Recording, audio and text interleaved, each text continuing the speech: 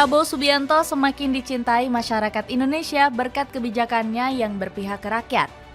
Terbaru, sang presiden memperbolehkan kembali rakyat kecil untuk berjualan LPG. Selain itu, Prabowo juga dinilai sukses mensejahterakan para petani yang kerap dipandang sebelah mata. Bahkan, program makan bergizi gratis saat ini mulai dirasakan rakyat. Apa yang dilakukan Prabowo ini mendapat apresiasi dari berbagai media asing. Penasaran kisahnya seperti apa? Dengerin ceritaku sampai selesai ya. Marah besar para petani diremehkan. Keberpihakan Prabowo Subianto kepada wong cilik gak perlu diragukan lagi.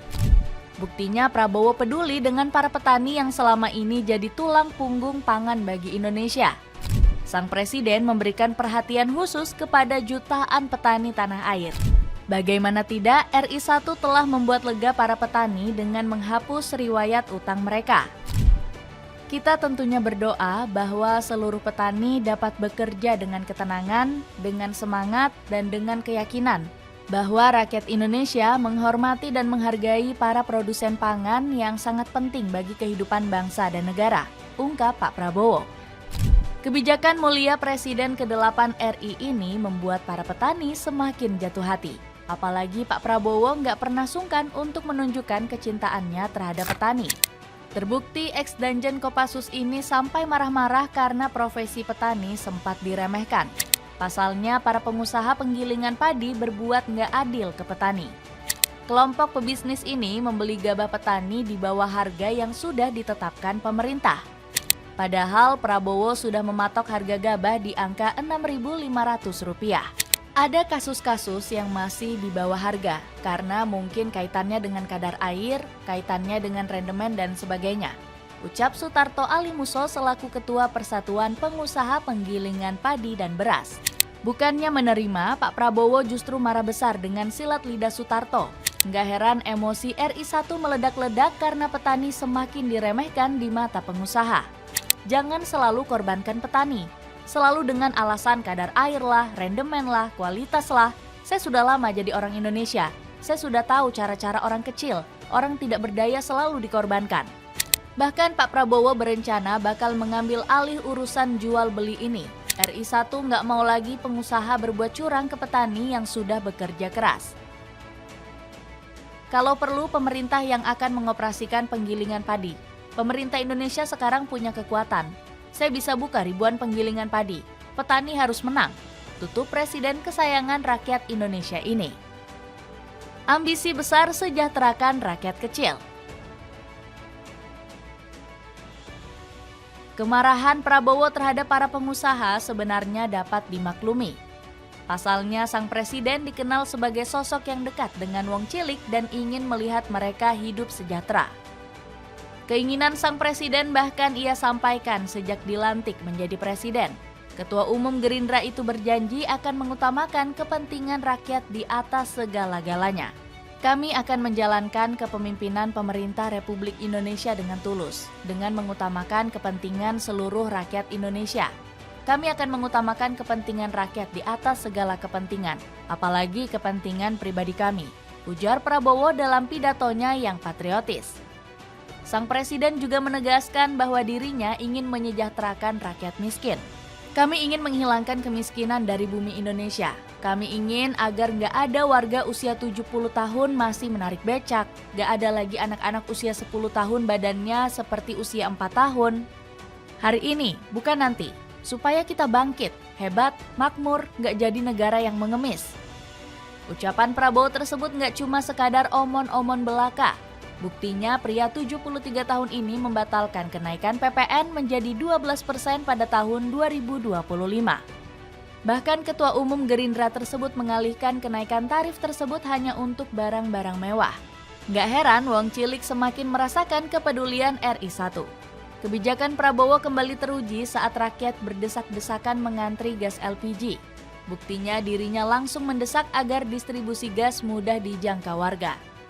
Setelah komunikasi dengan Presiden kemudian telah menginstruksikan kepada ESDM untuk per hari ini mengaktifkan kembali pengecer-pengecer yang ada.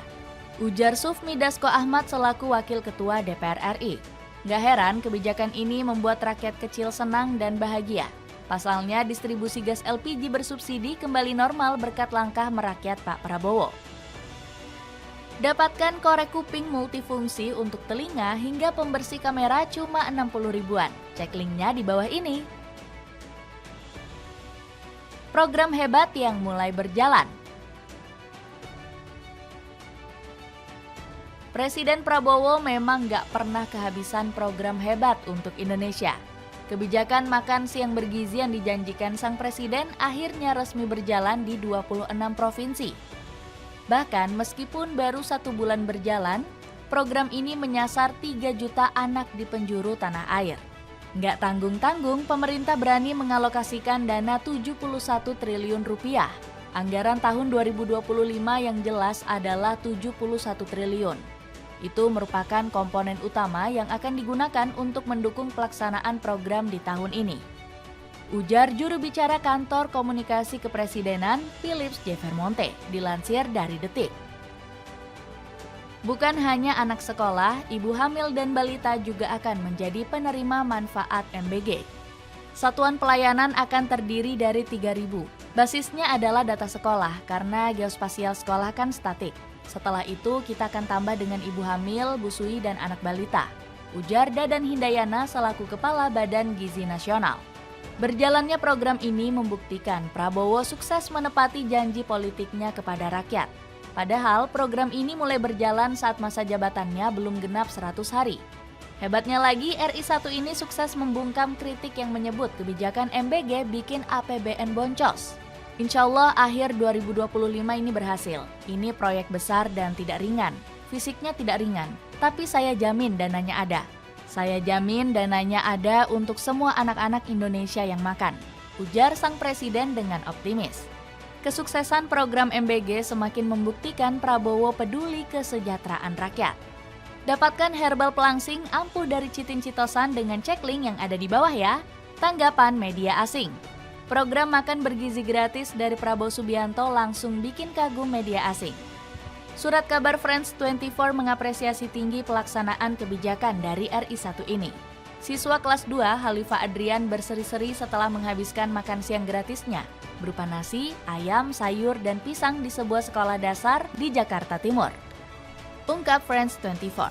Selain itu, ulasan positif kepada Prabowo juga dilontarkan oleh media The Straits Times. Program ini dirancang untuk mengatasi masalah terhambatnya pertumbuhan anak yang mempengaruhi 21,5% anak di negara kepulauan dengan jumlah penduduk sekitar 282 juta orang. Tulis media asal Singapura tersebut. Di sisi lain, kanal berita dari Singapura lainnya juga turut mengapresiasi program dari RI1. Channel News Asia nggak mau kalah dengan menyorot program makan siang bergizi. Bahkan mereka memuji Pak Prabowo karena telah menepati janjinya selama masa kampanye. Program makan bergizi gratis ini merupakan perwujudan janji kampanye Presiden Prabowo Subianto yang tahun lalu terpilih menjadi pemimpin negara berpenduduk lebih dari 282 juta jiwa dan ekonomi terbesar di Asia Tenggara. Tulis Channel News Asia. Jadi begitulah kekaguman asing terhadap kepemimpinan Pak Prabowo. Gimana menurut kalian? Ada komentar tentang cerita tadi?